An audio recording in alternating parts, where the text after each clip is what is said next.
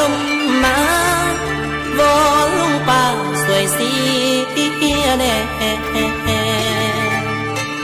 อยากมายามมาแวมากินข้าวและน้ำลุงป่าผู้อยู่ไกลเมลิกาอยู่บ่ไกล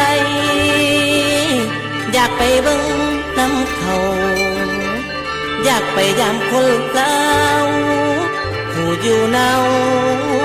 โนทางนั้น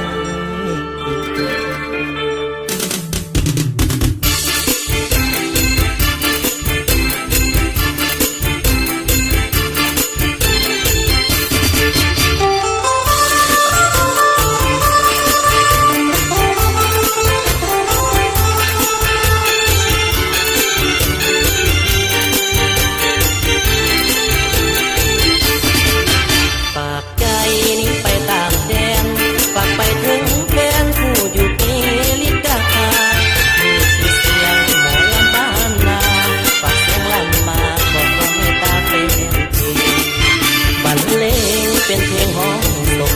หมอลำบ้านดงจิตประสงค์อยากมายามที่ป้านาผู้ที่เมลิกาจาก2-3 เดือนขอบอกเพื่อนเลยช่วยกันเสียแน่อยากมายามแททั้งกำตั้งแดงเพื่อเกตแควนกำปลายเมลิกาฝากเสียงลำควนมาจงช่วยเสียให้ดังบ่อยากลองเป็นศิลปิน